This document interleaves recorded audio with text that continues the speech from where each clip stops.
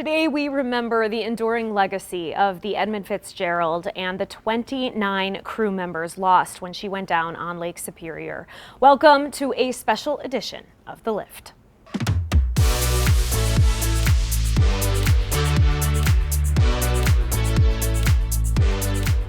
Hello, and thank you for joining us for this very special lift. I'm Bailey Warfield. Today is the 50th anniversary of the dark and stormy night that took the Edmund Fitzgerald down. There were 29 crew members on board who lost their lives. Those gales of November would forever change their families, but also marked a turning point in maritime history on the Great Lakes. And right now at Split Rock, a solemn ceremony to remember what happened on November 10th, 1975, just wrapped up. Now people are wandering the grounds there, and the beacon will be lit soon if it's not already. The lighthouse at Split Rock exists because of another massive storm 70 years before the Fitz in November 1905. Now that beacon is rarely lit now in 2025, but every year on the Fitzgerald anniversary it shines again, and the names of all 29 lost crew members are read aloud. This year, former lighthouse keeper Lee Radzak is also on site to talk about why he started this annual memorial 40 years ago. There you can see the beacon moving. Reporter Alex Sapp will join us later on to talk about the huge turnout for today's ceremony. That beam of light from Split Rock is shining around the world this afternoon. Joining us to share some perspective about what the Fitz means to an international shipping community is Mike of the Vibe with Mike YouTube page. It's a pleasure to have you in studio. Yeah, thank you for having me. Thank you for coming. You even brought some taconite with I you, did. which is sort of the start of this whole story, isn't it? It is. I mean, I wanted to show the viewers, this is what the Fitzgerald was filled with, 26,000 tons of this. And you can see they're almost the size of blueberries, and that's what a lot of the crew members would call it. Right. And, you know, the ship took off from Superior, Wisconsin, not too far from here. Right. Dock number 1, it was November 9th. And when they were setting out, the weather was not bad at all. Right. They knew that there potentially could be some storms, you know, as they started to progress into November 10th. Yeah. Well, that did happen. And when it hit November 10th, the storms really started to pick up. The weather was picking up, and it got to 85-mile-per-hour gusts out on the lake. They're talking about potentially 25-foot waves, and you had some real seasoned captains that were out there. On the Fitzgerald, you had Ernest McSorley, a person that was just on the edge of retirement, and it was just unbelievable, you know, for them to go through that. And we will never forget the 29 men that were lost, but on this day, even though we're talking about the Fitzgerald, I always think about all of the mariners that are out there on the Great Lakes, and those that, you know, put themselves at risk doing a job like that, because you never know. When Mother Nature is there, things can happen. But, you know, again, it's something that, you know, the people that go out on these ships, tons of respect for them, and I think that'll always be the case.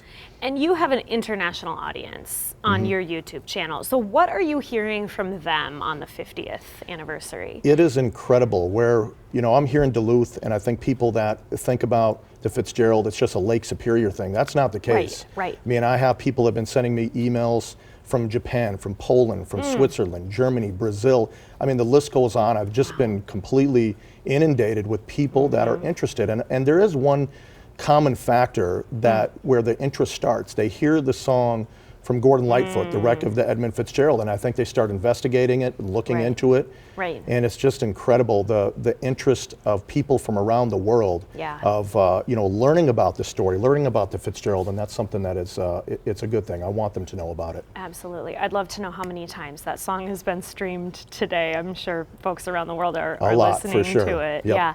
And you've visited a bunch of museums that have artifacts from the Fitzgerald.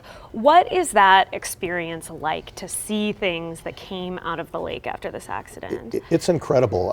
I went to the Valley Camp Museum in Sault Ste. Marie, where they have the lifeboats that are right there in front of you. So you see, look at this. You can see right there on the screen the lifeboat that is tore apart, and it makes you think about the storm, the volatility of those waves, and just everything about it. And you know, there's a lot of speculation about how it happened. I like to put my energy and my effort into just remembering those 29 sailors, because there is no conclusion exactly how it happened. There's a lot of factors, but that's, like I said, until we know, let's put our energy into remembering the 29 men that were on board. Yeah.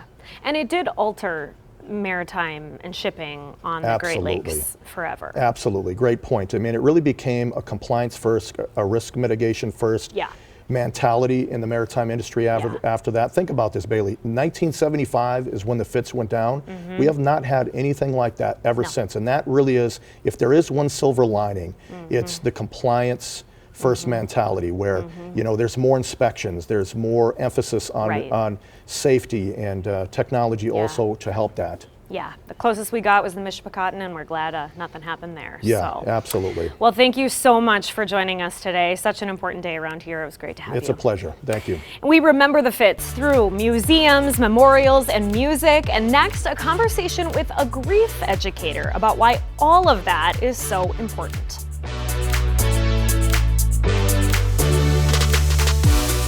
Time can certainly help in healing the wounds left in the wake of the Edmund Fitzgerald, but when anniversaries arrive, the scars are still there. I had a conversation about what it means to grieve together. Well, Hannah Stonehouse Hudson is our grief expert, which is, you know, always kind of a tough topic, but we appreciate you coming to talk about it. Yes, you know I love to talk about it. So let's talk about this concept of collective grief. Yes. And what exactly does that mean, especially when we're thinking of it in the context of the Fitzgerald? Collective grief is basically community grief. It's usually over an event, and it is very different than personal grief, but it is a way that human beings all grieve as a community. So I imagine that happens immediately after something happens. Yes. Does it continue then when we look at these anniversaries and big moments like that? Yep. Since it is part of the community story, and especially for Lake Superior has its own love, its own folklore, its own community around it. Yes. And so anniversaries can trigger that sort of collective grief and that collective memory. This idea of the Fitz going down and just the power of Lake Superior and the respect that she commands is personal to you too. Yes. So my husband, Jim Hudson, passed away in 2013. He drowned in Lake Superior in the Apostle Islands. And so Lake Superior is my love. It gives and it takes. And I feel a connection to many of the people who've lost their loved ones on Lake Superior. So what can we do on anniversaries like the 50th here, which is a big one, obviously, to remember and to sort of sit in that collective grief? We can remember the love of the people who were there, their, passions, their dreams, and the families that have come after them. We can also think of it as part of the way that a community can come together as well to remember. And 50 years later, we are still coming together as a community. I always tell people when something big happens, whenever there's any sort of tragedy that becomes a collective grief situation where people are not really connected to it, it's someone else or something else, look at how you react to it. And give yourself grace if you are upset about something, if you don't know why you're upset, but also give other people grace. I think that's good. Well, thank you for sharing both your personal story and a little bit about how we're all going to experience this anniversary. Exactly, and it's a collective, and we can move forward with love. Yes, and thousands of people are honoring and feeling that collective grief through gatherings and memorials. When we return, we'll visit 3 different communities along the North and South Shore. Welcome back to The Lift, today dedicated entirely to the Edmund Fitzgerald. She left the Eloise Ore Docks in Superior on November 9th. So yesterday, the Friends of the Fitz dedicated a new memorial nearby on Barker's Island. And it was clear that the Superior community still feels a deep connection to the Fitz. I've been thinking all day of those 29 men who left from Superior today. And I think, their families waved them off and thought, we'll see you soon. And they didn't. I always keep them in mind, and I've kept them in mind for the last year when we've been working on this project, thinking this is for them. It's about time we honored their memories. Each part of that historical marker was intentional, like the posts there, which represent the ore docks where the Fitz loaded. If you want to pay to visit, it's on the bay side across from the Barker's Island Inn.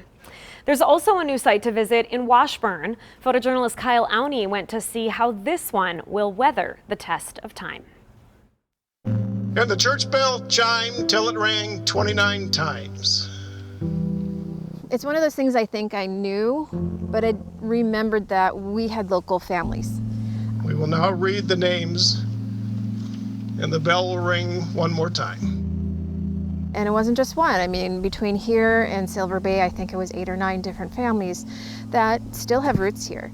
So Washburn had a sailor, his name is Alan Kalman, and his family is still here. And that was enough to give me this idea that nothing had ever been done pretty much on the South Shore between Duluth and Whitefish Point in Michigan, where they've got the museum. There's nothing really marking the passing of those men. There's nothing for families to go to mourn. And then I had remembered my friend Matt Tetzner, who's a local metal fabricator. And then I brought it to Matt and I said, Matt, can we make this? And he's like, sure. And he wasn't quite understanding what he had bitten off, but we were discussing, what should it be on? Should it be on a rock? Should it be on a pole? And he said, why not go find something from the old Ashland ore dock? Because, we had Ashland sailors and it just seems really, really appropriate. So they donated a 36-foot tower. We cleaned up and we powder coated, and that made the perfect base for our weather vane. So the boat on the top, which is an actual silhouette of the Edmund Fitzgerald, turns into the wind. It's functional, it's beautiful, and we built it to last. It was a lot more emotional than I kind of understood it to be. I knew it was going to be emotional, but I got so wrapped up in the actual execution of building it and dedicating it. And when we had our dedication ceremony on Saturday, it was incredibly emotional. Alan Coleman, second cook, Washburn, Wisconsin. And then we just kind of had a moment where we had a candle lighting ceremony so that we could just sit for a moment and listen. And the night we had was absolutely gorgeous. It was flat calm. It was quiet, it was warm, there were geese honking. It was kind of magical and very, I think, cathartic for a lot of people. It's turning. I don't think I've actually seen it turn before. I think our community is really proud that we did this all locally. We fundraised locally. Everything was made locally. All the services were provided locally. The farthest we had to travel to get something done was Ashland. The weather vane itself was built about 5 miles from here by someone who's, I think, a 5th-generation Washburnite. I don't know that we could do that anywhere else. These things usually take a year or two to plan, and we did the whole thing in 5 months.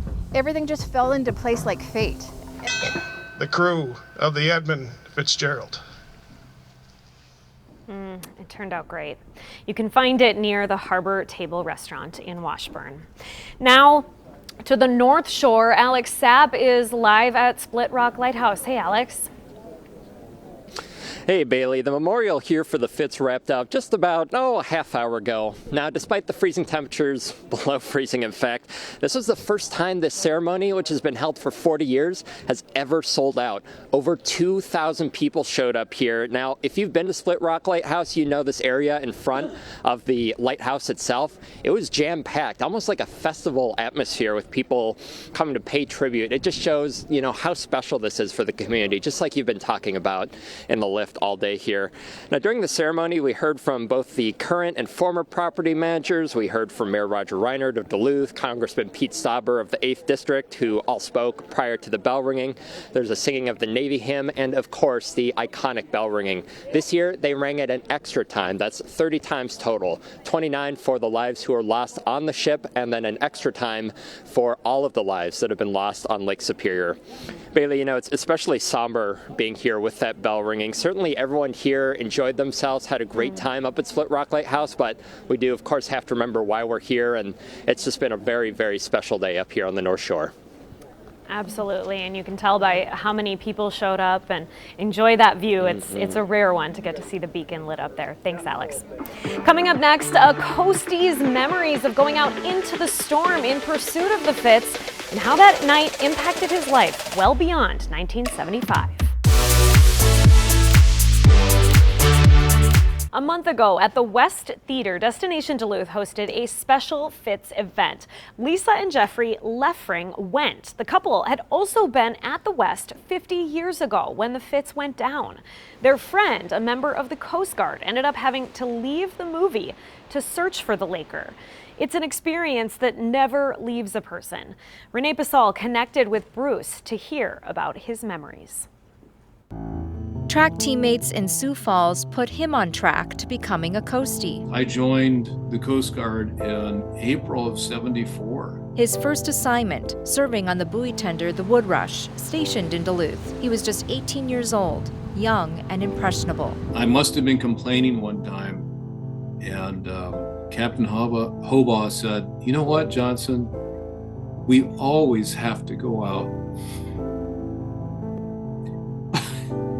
Excuse me for a moment. But we never have to come back. And that shut me up for a while because I had to think about that. It's like we always go out, but we don't have to come back. They did logistics runs to lighthouses around the lake. November 10th, 1975, not ideal weather for that, so they got off the boat and were on recall. I had an apartment and some roommates, and we all went to the theater in the West End. The Edmund Fitzgerald had left earlier that day, loaded with iron ore, when news broke that she sank. The Wood Rush sent out for search and rescue. They called the apartment, and then he had to call out to the theater, and all of a sudden, there was my name being announced. It's like, Bruce Johnson, come, you have to, come to the front. And so I had to go to the back of the theater, and they said, "Hey, you know what? The boat is called and you have to go report back to the boat." By 8 p.m., they had gone out into the gales themselves. It was like a car accident once every 30 seconds because the waves had kicked up so high. They were close to 30 to 40 feet high, and the wind had 60 to 80 mile an hour. They made it to the spot about 24 hours later and picked up a piece or two of wreckage, but that was about it. I probably had some low-level PTSD over the whole thing. Like, I just I have a hard time getting into the water. It wasn't until many years after I started actually swimming again. Johnson ended up back in Duluth after his time in the Coast Guard was up. I went to UMD and became an accountant and worked for the utility out in Cloquet. It was called Intercity Gas. Life has taken him to the Kansas City area. Time has led to memories fading, but they surfaced for us for this milestone anniversary. It's one of those things that, that was sad. And it is, that actually was the highlight of that 4-year period of enlistment was doing that. Just incredible perspective about what it was like to be out on the lake that night. Thank you for spending this very meaningful half hour with the lift. May we all take a little time today to grieve, to remember, and to respect our truly great lake.